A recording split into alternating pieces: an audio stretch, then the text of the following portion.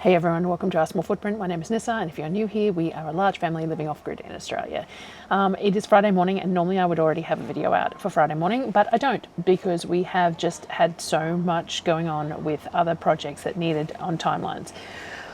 So sorry, no video for this morning. It is hamper week, so there is a hamper tomorrow, as well as, you know, other stuff that needs to be done. So I might get a couple out over the weekend instead. So what I'm doing this morning though is starting on dinner, though it's not really, it's midday. So I'm starting on some stuff for dinner. I have a couple of trays of chicken in the fridge that need to be used. So what I thought I would do was make some chicken pie filling. So I've got some ghee heating up in a pan here, and I just sliced up some onions, and I'm going to caramelize them off as my first start of the day. The kids have had pancake bake and stuff like that.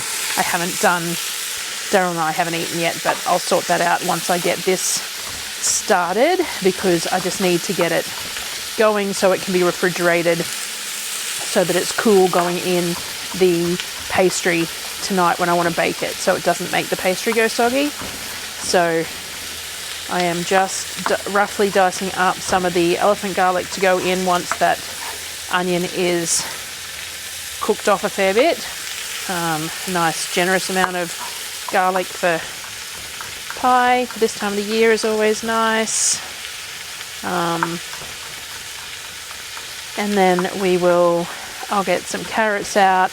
Normally I don't put potato in my pie because I will use it as a side. We'll serve the pie over mashed potato. So I'll just put carrot, and I don't know what else I've got. I'll have a look. Corn probably. I'm not sure. We will figure it out, but it will have plenty of onion, caramelized onion, plenty of chicken, plenty of carrot. Could put some pumpkin in it, but the problem is that I really don't like pumpkin, which is where we run into trouble sometimes with using up pumpkin, because if I'm going to eat the meal, then, you know, and I can deal with it, but I'd prefer not to. And for a meal that takes a fair bit of effort to then not be happy eating it, sometimes that's hard. So I will at least get a whole lot of carrots sorted, and we'll go from there. I remembered I had the diced ham stuff, so I'm going to throw that in with the onions now that they're caramelized. A good sort of a cupful of that, and the garlic. Sonnet's going to stir that up for me, and then I remembered that I've got all these zucchini, so we're going to throw a whole bunch of zucchini, a whole bunch of carrot, and then I've got mushrooms in the freezer too, I think, or I'll use the dehydrated ones that I have on the shelf as well. So we'll just start loading this all up with the veggie mix. Now, this will break down to next to nothing in the pies, just to add nutrients, thickness, you know, all that sort of thing. So a good use of the zucchini. Hopefully we'll end up with a few pies worth of filling out of all of this too. And then carrots, and I'm not going to peel them or anything. I'm just going to take the ends off them and dice them up much the same as the zucchini, little cubes. We're going to cook this off for a couple of hours, so they will break down. But I like my pie to have texture anyway. There's also still, yeah, use it next time. Yeah, we also have a, well, yeah, but we got heaps of potatoes to use too. So there's also a bag of straight corn kernels in the freezer, so I'll use that instead of tin corn. I'm planning on doing a bulk meat order this week, so I'm going to have to pull everything out of the freezer and reorganize it, give it a defrost and stuff, give it a scrape down and stuff. I'm just putting it off because it's awfully cold, and sticking my hands in frozen stuff while it's this cold really doesn't appeal, but I am going to have to do it this week.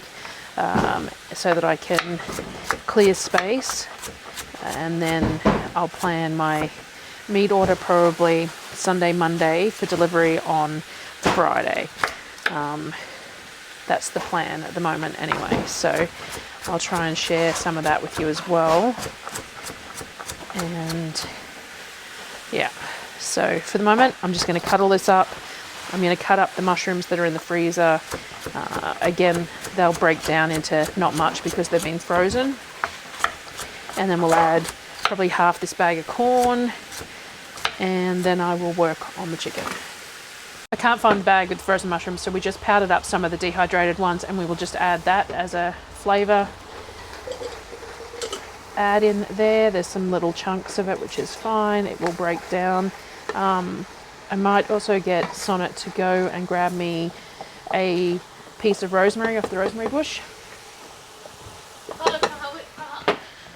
And I've just got 2 more little carrots to go in here. Last of the carrot. Then we will put in some of these corn. Now these corn kernels have been in the freezer for a while by the looks of it. I don't think I realised I had it in there, so there's lots of ice in here, which isn't going to be an issue for pot pie, but might have been an issue if I was going to use them for something that wasn't that, but that should be fine. So we've got this pot almost half full of veg, and I'm just going to let this all cook, soften a bit while I get some chicken prepared. Sonnet got to speak, if you go from the top down it comes off easier over the thing. Some rosemary. There you go, we'll put that in. I don't have any thyme in the garden at the moment, so I'm going to grab that off the shelf. Thyme as well. Yeah, that's kind of the point. And a bit of sage as well. Sage. Sage is a weed! While Sonnet was out getting the rosemary, she's checked the pepper, the chili plants, and there was a couple of, these are aji, or potentially sugar rush peach, I'm not real sure, but a milder chili, so I'm just going to throw that in there as well. Alright, so I've got chicken thighs here. All I'm doing is cutting them into fairly small pieces. We want, you know, the pieces of veggies and chicken and everything else to be somewhat uniform. So just cutting it into little cubes, and I'll probably do this whole 2 kilos worth of a tray and just start throwing it in, mixing it through all the vegetables till it is mostly cooked, and then I will start adding some flour and liquids and stuff like that, and I will probably let it cook for an hour or so. Make sure that all the veggies are nice and soft, all the flavors are all the way through, and then I will probably stick it in the fridge, and then I'll look at pastry later. So I was just thinking that Darryl and I need to find something to eat, but the kids have leftover risotto from last night, chicken and bacon risotto, so we can heat that up for them for lunch. And Darryl and I will find something. He won't eat this pie, I don't imagine. Too high a carb. He'll find something else, but I will probably have some pie. So I'm just going to dice all of this up and get it all in the pot. I was just thinking that maybe, since as I'm behind and all the rest, I might make this a single day video. So I'm going to be doing pastry and pie and stuff like that. Maybe I'll do dessert too. We've got all those green apples there. Last year I shared this really, really nice apple cinnamon self-saucing pudding. It's up on the website, I believe. And I haven't made that yet this year. And we've got a whole bunch of little green apples that didn't quite fit in the fridge. And with the temperatures last night got to -5. So I'm having to really protect any of the fruit and veg that doesn't make it into the fridge. So the texture on them is not superb because of the fluctuations in temperature. So they might make really good cooking apples. So we might do that. I'll have a think, and then we could have some hot custard maybe as well. Hot custard, apple pudding, and hot pie. I'd have to get dinner served up nice and early to be able to cater to all that because it just gets too cold. So, you know, if the kids have leftovers for lunch, we have an early dinner and then dessert afterwards when we have all had showers, got the fire going and things like that. If I time it that way, it might be nice. I will see how I go. I can't think of what else I need to get done, mind you. I'm sure there's heaps because I've spent so much time doing the D&D stuff lately because we've had that timeline that I feel like my kitchen has been a bit neglected. But anyway, I'll come back. All right, so what we need to do now is the chicken isn't cooked all the way through, but it's got a seal on it. So now what we need to do now, this size pot, it's really not the most convenient thing, but what we're going to do is we're going to add about half a cup of flour, and I'm going to just coat everything in it.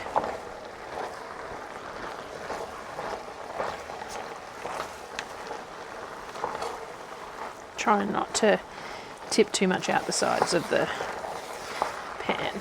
All right, so we're just going to coat everything in that and let that flour cook off a little bit so it's got a bit of heat through it. We're going to end up with a bit of a gluggy mess, but we're going to make it work. Then I've got a jar of stock off my shelf, nice jelly like stock, and we're going to start small and we're going to mix this through. Again, it would be easier in a bigger pot with less product, but this is what I did, so we're going to make it work. So we mix that through and let that heat up a bit, and then we add a little bit more of my gorgeous gelatinous stock off the shelf. And we're going to keep on going. Now I do have it was a stock that must have come in the hamper, one of these the 1 litres, which I might use, and I will use some coconut cream as well. Obviously because the kids are dairy free, they use coconut cream, not milk. So we're just going to, but we may not need more stock in the end. I'm going to scrape all the good bits of fat and stuff and the bits of flavour from the bottom because I don't strain my stock. So there's little bits of vegetables and stuff right at the bottom. And mix that all through. I haven't added any salt or pepper to this, so I might add a bit of vegeta as well. Generous sort of tablespoon worth.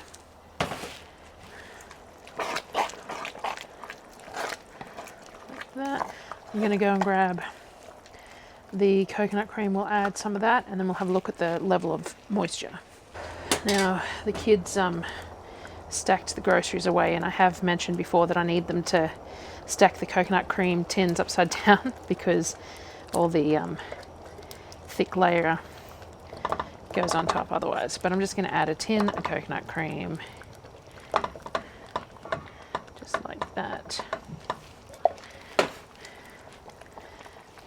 Give that a stir, and then I'm just going to let it simmer for an hour. Have a look at the consistency of it. I can add another roux if I need to, if I feel like it's not going to be thick enough. But I'm not really working on a recipe here, like I'm just making it up as I go. So the ratios are going to be something I have to figure out. So just making sure I pick up any of the brown bits off the bottom for flavour. And I might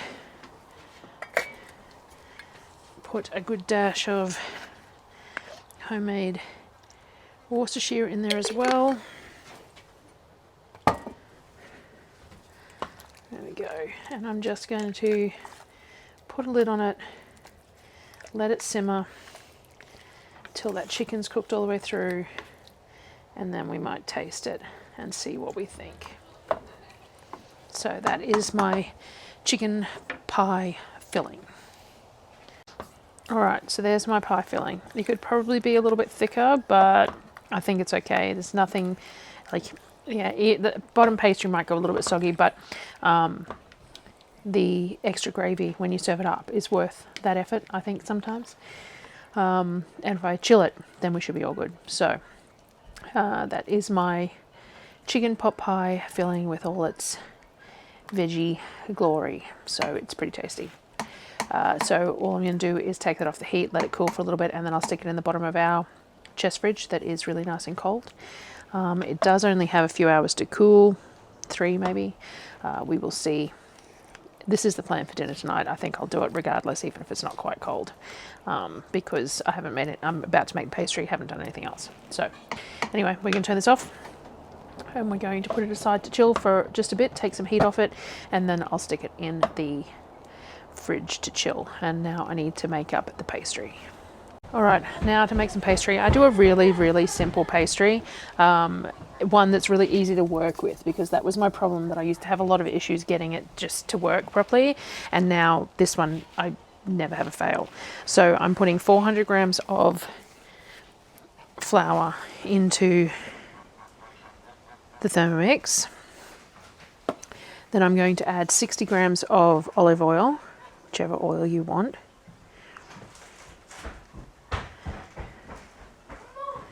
And then I'm going to use 60 grams of lard. Now you could use butter or something if you wanted, but I render lard purposely to use it. I think that just went over very slightly because I didn't tear it. And then we do 110 grams of chilled water with a pinch of salt. So I'm just going to do 100 because I think I just went over very slightly with that lard. And then we're going to put a good pinch of salt in here. And then all I do is I bring it together into little balls. So we're just going to put it on speed 5.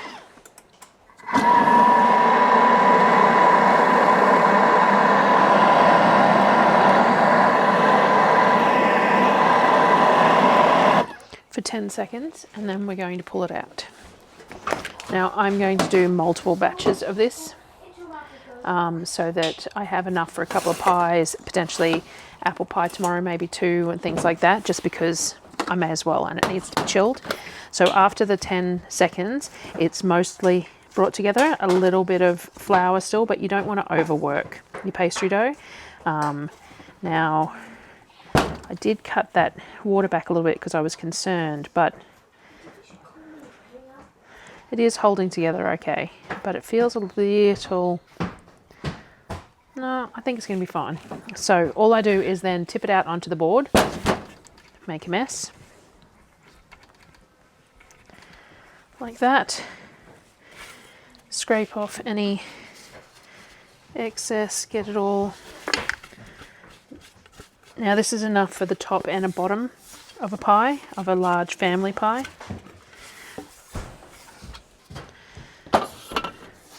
So then all I do is I bring it together. Again, we don't want to work it too much, but we do want it to be all together so that it hydrates that flour in its resting time is basically what we're looking for. Now I'm not going to stick it in the fridge because it's chilly today, so it doesn't need to, but if it was a hot day I would store it in the fridge in between this point and when I want to roll it out, because you want the fats to stay semi-solid. So this is a little bit crumbly, but I think I'll find it be fine once I do it. And as I said, this dough is so easy to work with, so easy to roll out, and still gives this really beautiful texture. It's not too short, because I had a lot of problems when I was trying to make dough. I would end up with it either too short and it just crumbled instead of, like, you know, biscuity, or I just couldn't roll it out. Nothing I did would work. So that's why I ended up with these ratios, and I really like them. So I'm going to cut that in half, and that gives us a top and a bottom. So all I do is I then flatten it into a round. So when I roll it out, I'm going to roll it out on here. So what I try and do is I flatten it out into a round that's the middle of the dough mat, so that I've got that just as my starting point. And do the same thing with the other one. Like that.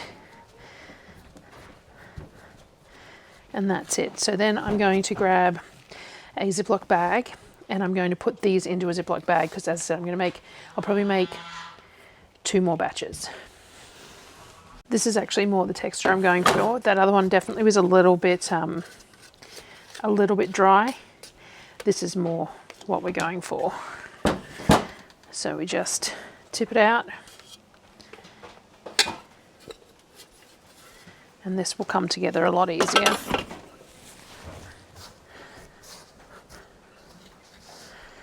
Just like that. And it was exactly the same. Obviously I just screwed the measurements up a little bit in the first lot. Compensated where I didn't need to compensate. So this one's a lot more malleable. Again, try not to work it too hard. Cut it in half into discs. Just like that.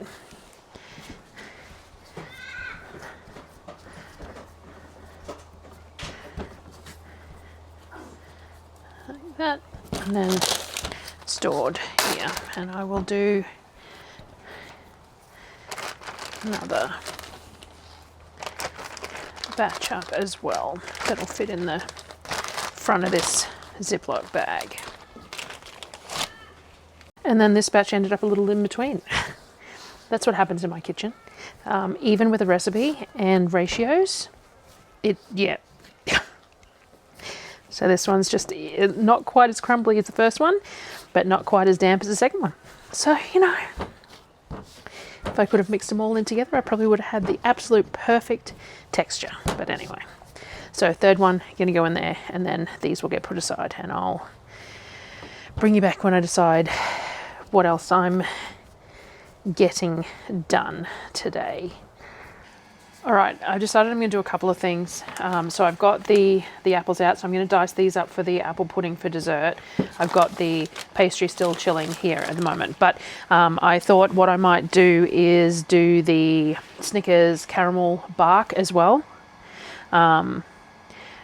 which I haven't done in a while because I've got these medjool dates here to use. And it'll be a nice sweet treat, and we'll do the protein powder and stuff in it as well, so it's a good filling sort of a treat as well. But it gives me a chance to use the 7 for something that is a little bit more harsh on the, like, a buttery type thing. So I've got now I do almond meal in the base of this Snickers bar, but I was using almond flour, except that I couldn't get extra almond flour at the most recent grocery shop, so all I've got is what's left, and this doesn't need to be as fine as an almond flour, so I'm going to try doing it with my make some almond meal first, out of curiosity, because we haven't tried that in the new 7. So all I did was about 60 grams of almond meal, but what I might do is no, I forgot to hit the scales button.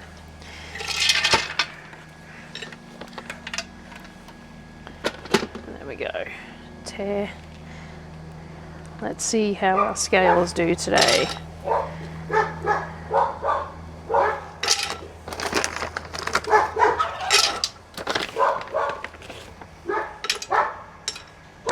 right, that's 60 grams, but what I might do is I'll do double that because I want to give an idea of what the machine's going to do, and I just don't think 60 grams is enough for that purpose. So we'll do 120 grams. And we'll see how that goes as an almond meal. So I'm just going to put the lid on. And then we're going to go speed. Let's just go 8 because it's sitting here. And hit go. It's going to be loud. So that was 5 seconds. It is loud, probably not as loud as the 6 though, because there is that insulation on the bowl. And we've got a beautifully fine almond meal there. That is pretty pretty close to flour, to be honest, in 5 seconds on speed 8 there. I'm pretty happy with that. So we'll do a double batch of this Snickers bar because it can go in the freezer. So we've got 120 grams of that. So now we need 600 grams of dates. So I've started pitting them. I've got a box here. So all I'm doing is taking the pits out and throwing them in. And what we'll end up doing is I've changed my mind on how I want to make that caramel layer. So I was having some problems with the caramel layer last time. I want to do a peanut butter caramel layer because we're doing Snickers. But I just couldn't get the consistency right. So this time what I'm going to do is the leftover dates after getting the 600 grams here, so there'll be like 400 grams, it's a kilo box. I'm going to soak them in some boiling water. And I'm going to use that as part of the caramel layer. So just going to get these done. Oh, wrong way. Almost put a pit in there instead of the date.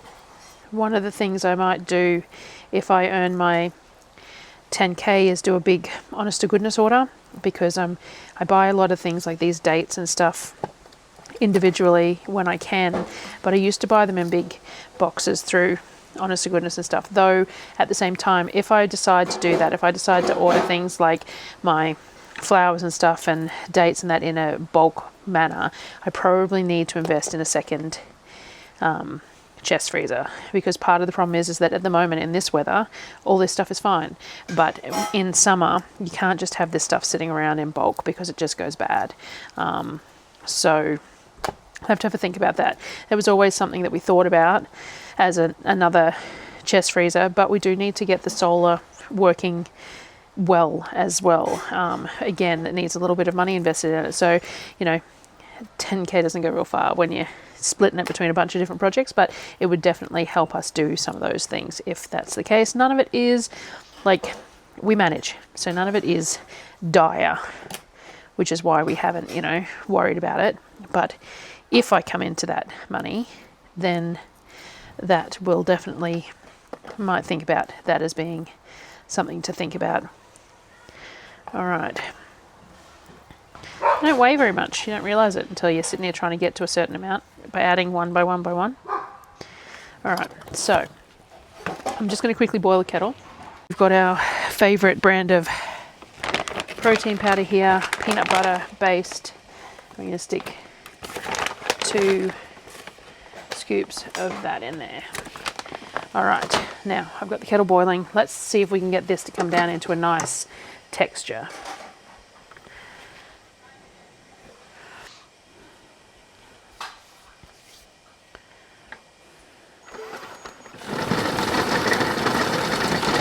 All right, I went from 4 to 8 to 10 speed over 30 seconds, and we haven't got a dough. We've got a, thank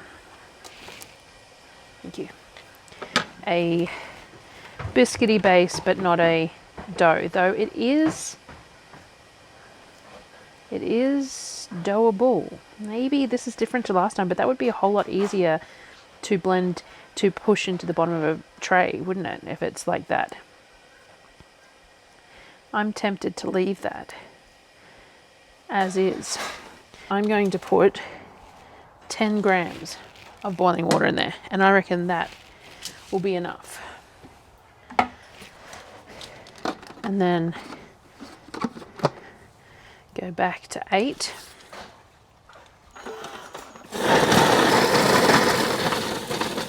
You can hear that, it sounds like a big dough ball now.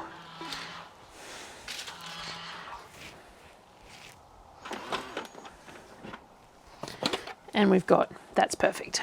So that's really what I was after. I was just getting a little overzealous.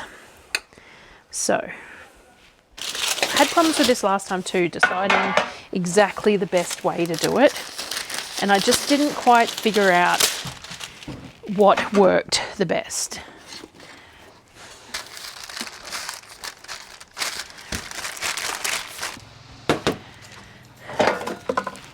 All right, I think I'm happy with that. Rolled it out nice and thin.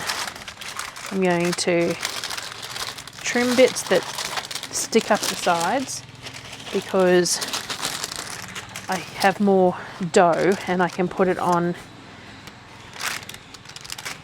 a second tray.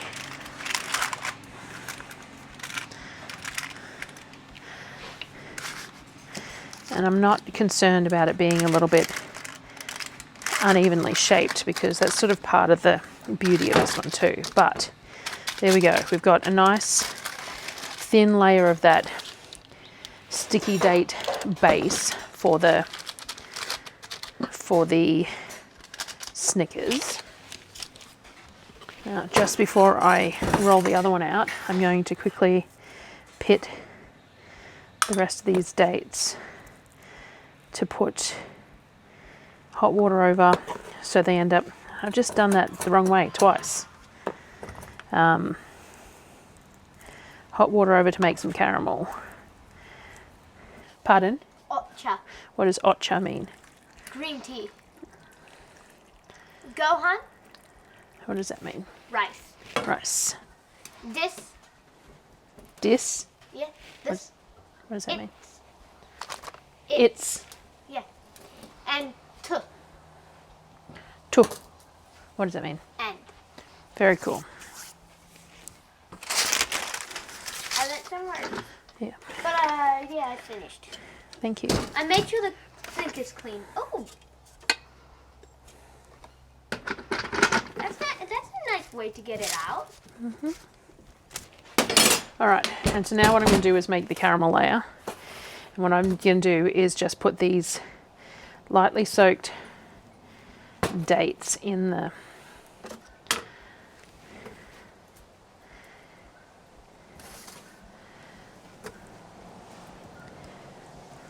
hot.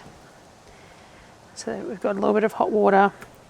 They're a little softened, not excessively so, but you could leave them for much longer, but I'm getting things done.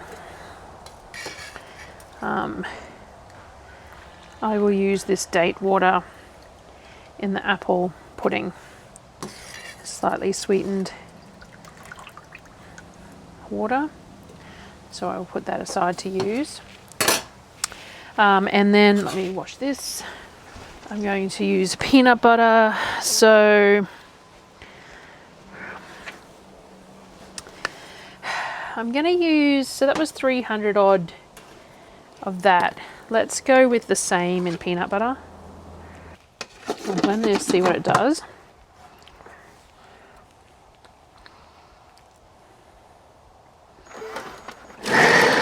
20 seconds speed 8, we'll see what it looks like.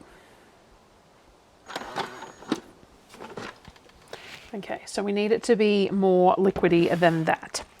So we're going to add some of this date water.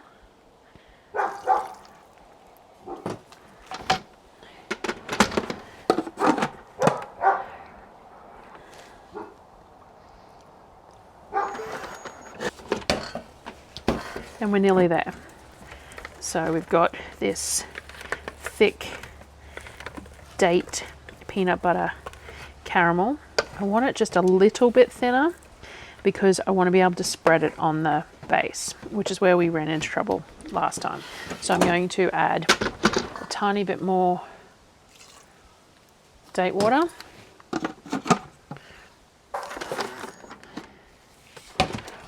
And there we go. We've got this sort of date caramel type thing, and it's soft enough that I can spread it fairly easily. And awesomely sweet. So we may end up with more of this caramel than's needed, which is fine. I will find a use for it, but what I want to do is just create a layer over this base. We're going to spread it out.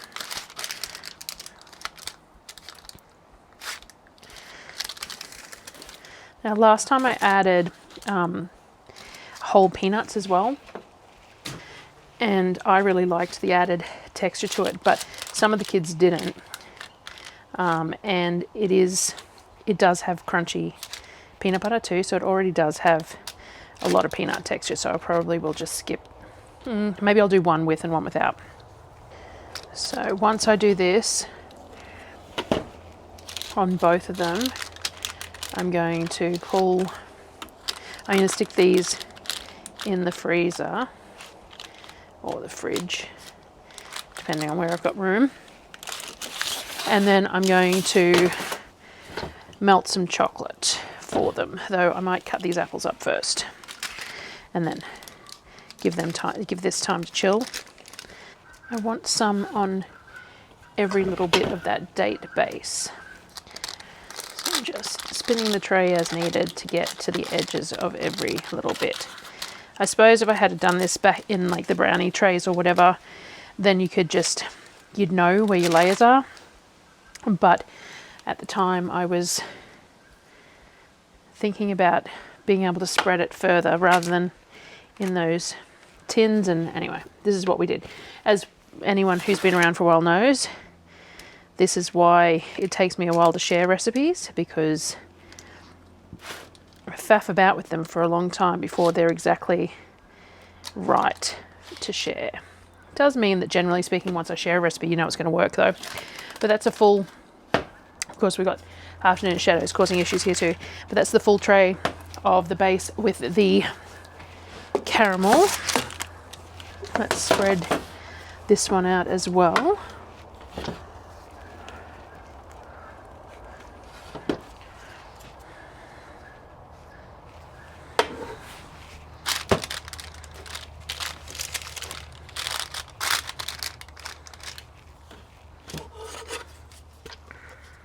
Looks like it might have been pretty much just the right amount of caramel. This is killing my hands though, I must admit. Trying to hold the spatula and spread evenly and everything. Not something my hands are particularly tolerant of, to be honest. All right, so we've spread as evenly as I'm willing to spend the time to do it, because you know I still had a lot of stuff to get done today and it's already 3:30, so I'm happy with that. And because this is the smaller of the two, this is the one that I'll put the roasted peanuts on. So I'm just going to sprinkle them over and I'm going to push them into the caramel a little bit.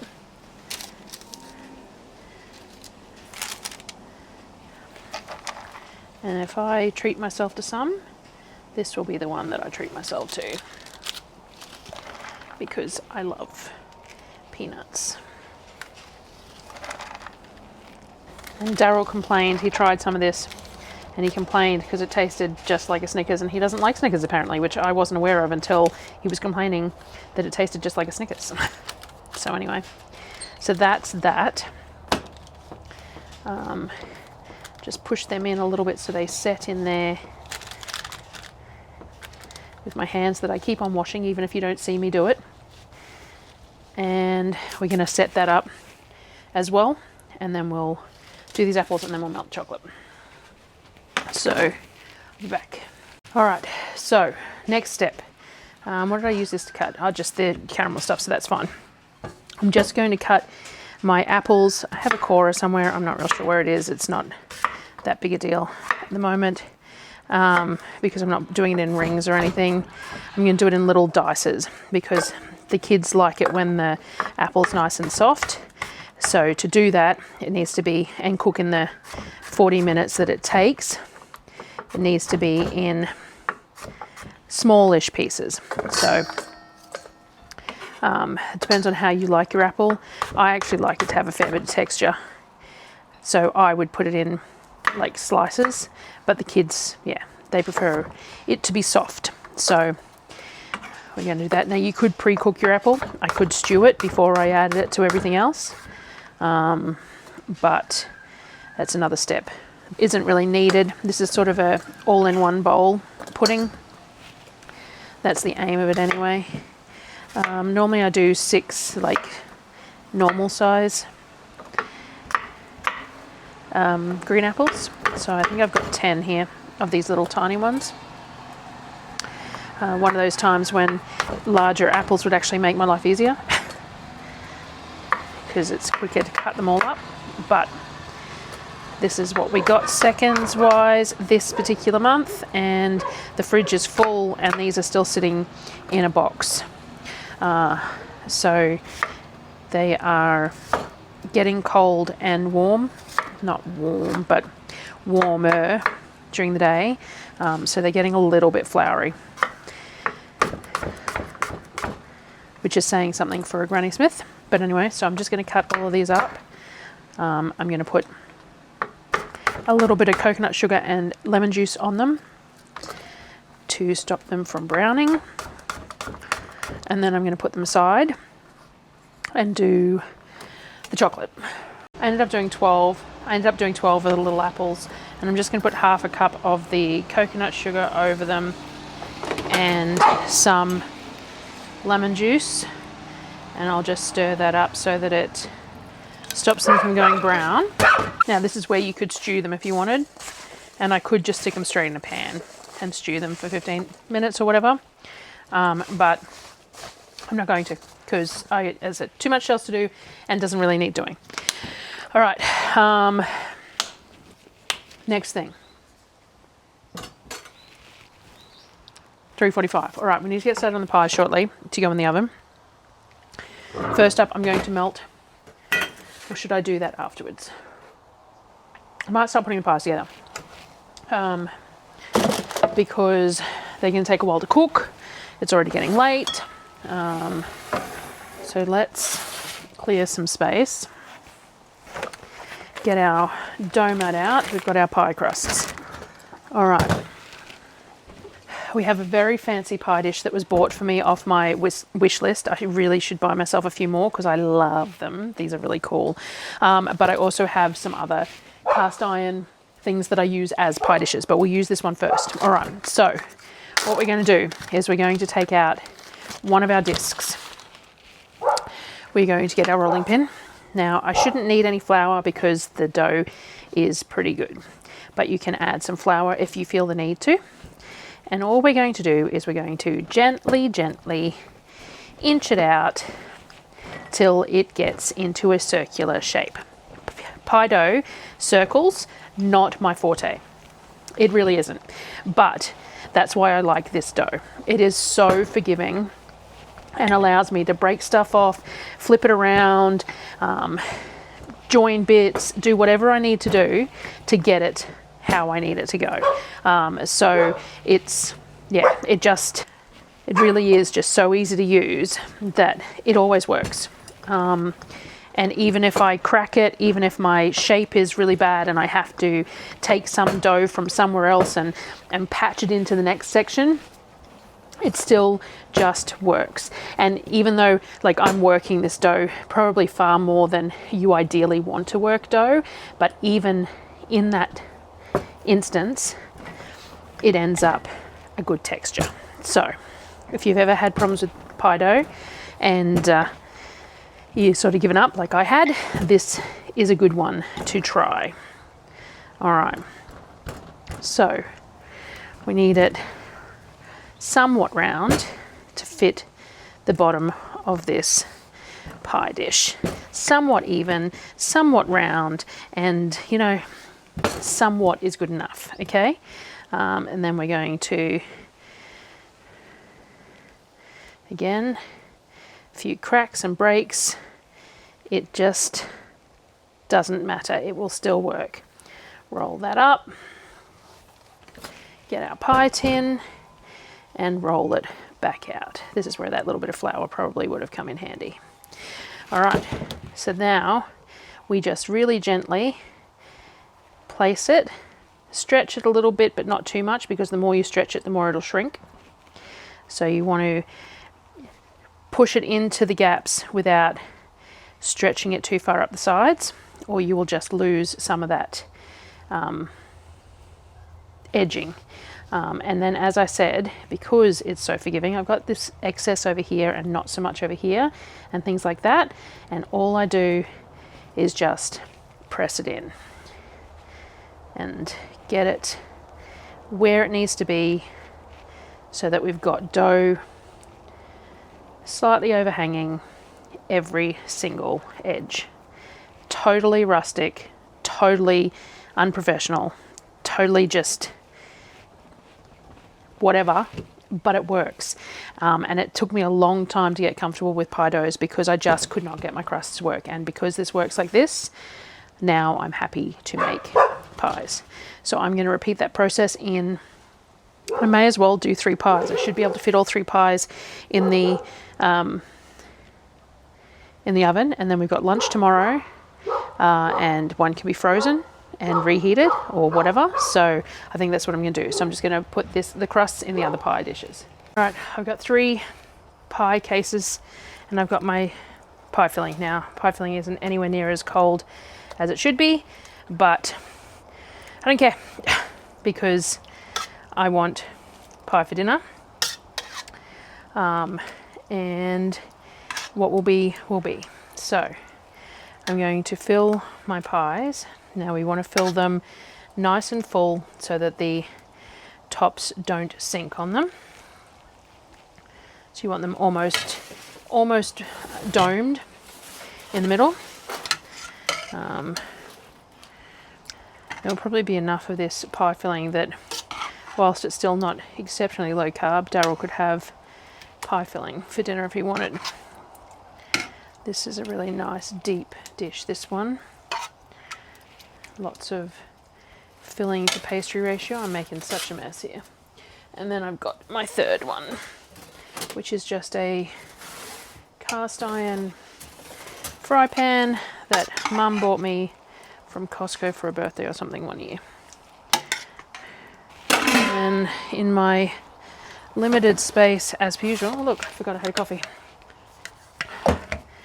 We're going to shift things around so that I can pull my dough mat back out. Now, the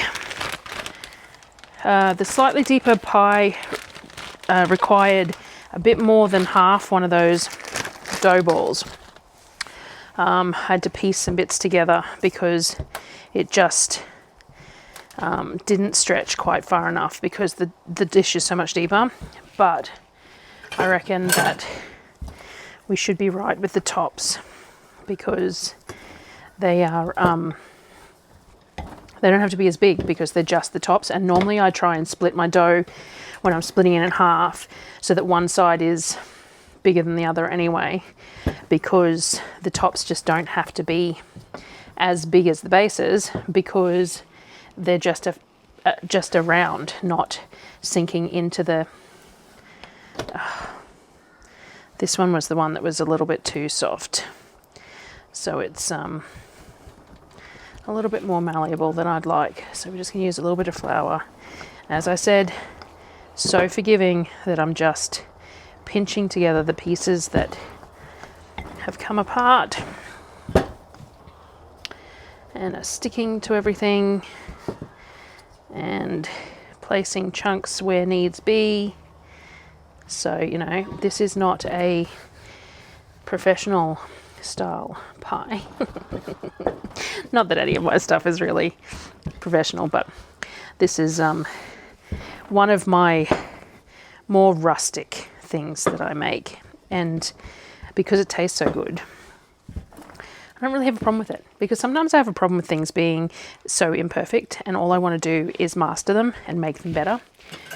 But whilst this dough might be a little rustic and haphazard, it tastes amazing. These pies are so good. So that's all we do. Roll it up and then place it over the pie, and see there's plenty of excess. So if I take a little bit of excess off here, then if we need it in the other one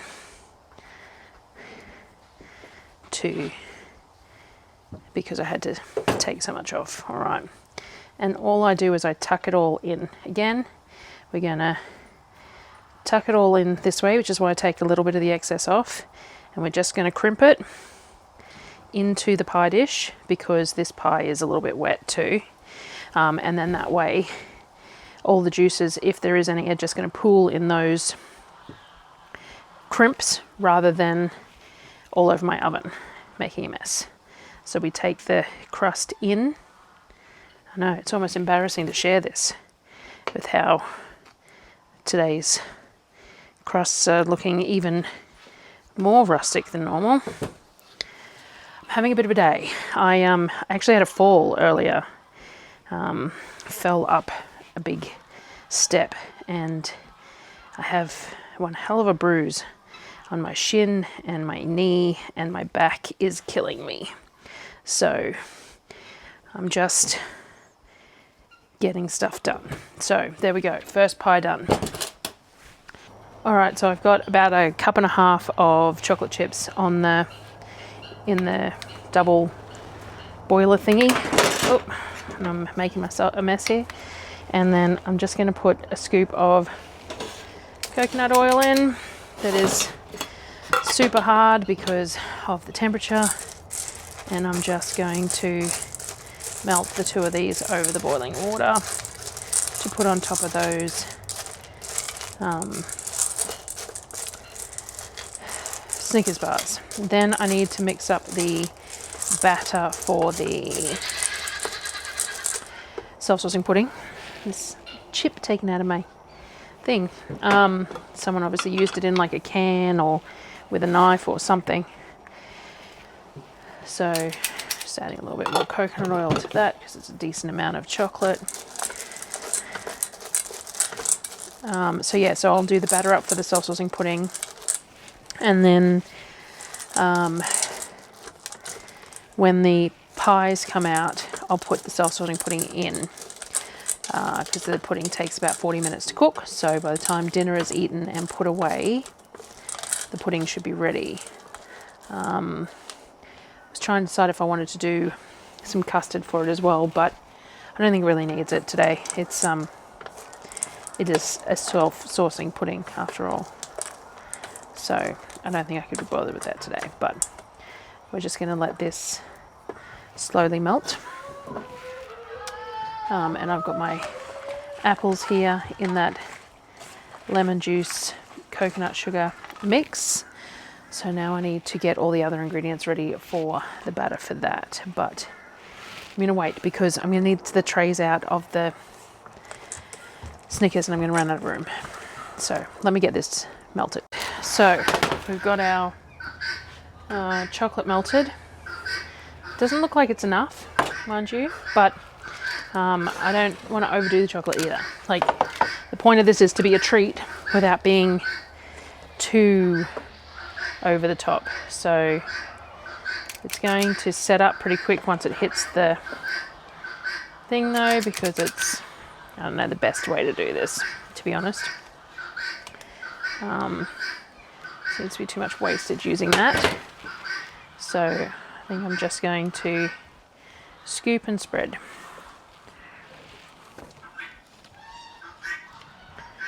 We want a nice coat over the whole thing.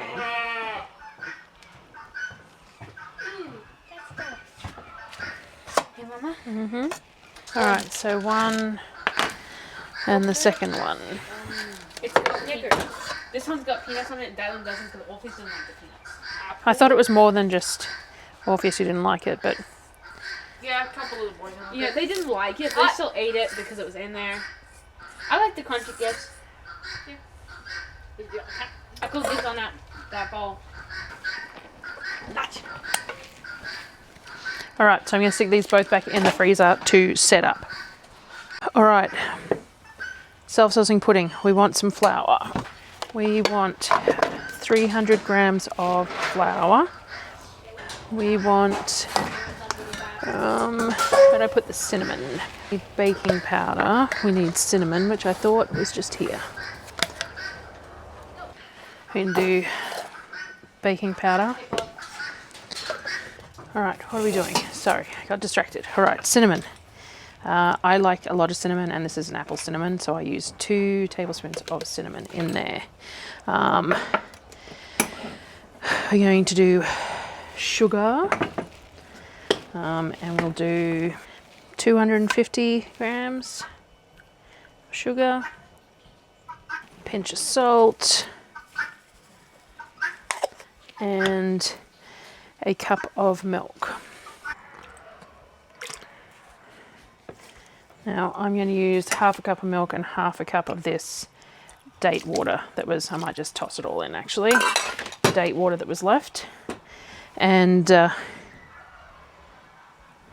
then you've got, that's your self-saucing pudding mix. Let me find the spoon. Sorry, it's getting late. I'm all over the place, I know. So the recipe for this is on the website. So it ends up being a fairly thick batter. All right, and then we have our apples, which we're going to just pour straight into the batter, which have that lemon juice and a little bit of sugar on them as well. And we're going to mix that through the batter like that.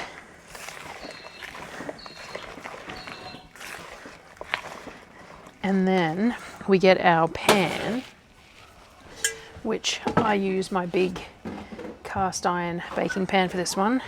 We pour it all in, all the batter and the apples. All right, spread it all out. And then what we're going to do is I'm going to wait to do it because of the pies in the oven at the moment. But then what we do is we add some dollops of ghee or butter or whatever you're using over the top. And then we're going to pour boiling water over it and then stick it in the oven, and we get the cake on top and the syrupy sauce in the bottom. We will put a sprinkle of this is not a healthy dessert by any means because it's got plenty of sugar in it, but it's a really sweet sort of a treat dessert. So we're going to sprinkle it with a little bit more brown sugar. I'm going to grab a spoon for that butter, and all we want is little dollops, about a quarter to a half a cup worth of butter all up, little dollops that help to make that syrupy sauce in the bottom. So just like so. And then I'll boil the kettle when we're ready to pour the boiling water over it before we put it in the oven, but the pies are still cooking at the moment. So that one I'm going to put aside too because I need to cut up potatoes for mashed potatoes to go with pie. I keep on saying last thing and then realizing that there's one more thing to do. So I have to get these potatoes on to have mash with the pies, and because I only just realized it, I'm cutting them really nice and small because they will steam quicker that way and be ready when the pie is. So the kids are all feeding the animals. That's one of the guinea fowl in the yard yelling for some reason. I'm not real sure why. And I'll just cut up a pot of potatoes to have with the pie, get these under steam, and then we'll mash them with a bit of ghee afterwards. And I'll bring you back when I put the water on the pudding and when I'm serving everything, and show you all of that as, you know, the end of everything.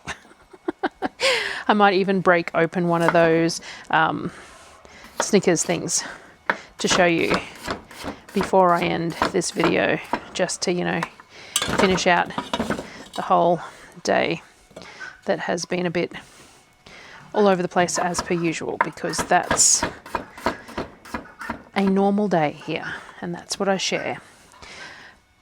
So I'll come back. All right, pies are out. I'm going to let them sit for 10, which is not something I normally get to do, but the kids haven't finished with the animals yet, and I got going early enough. It's 5:15. I'm just boiling the kettle, and the potatoes aren't quite done. So here's what my pudding looks like at the moment. I need to put the boiling water on it and then get it in the oven. And then we'll mash the potatoes, and I'll bring you back when I'm serving things up. Alright, so all we do is we pour boiling water over the top, and this is what creates the sauce. So we do 4 cups worth on this size pan to give it lots of sauce.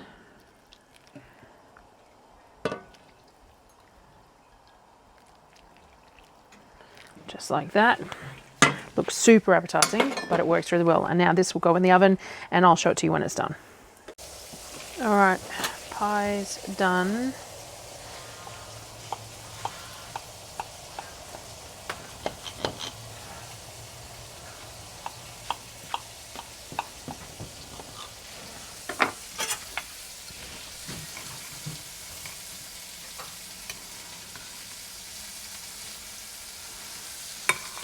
Now, the inners were a bit wet, which we knew was going to be the case, so it's not coming out in a nice, neat serving, but it's going to taste good, and that's the main thing.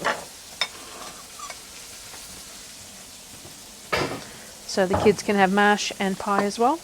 The leftovers will go in the fridge, and we'll probably have them for lunch. And here we have the self-saucing pudding. So it has this lovely layer of cake on top, with all the apple in it, and then the caramel sauce underneath. So, and that's it for today. So that was all I'm getting done. I'm gonna have a bit of this with some cream, and then it's showers and bedtime. So see you guys in the next one. You should tell them that.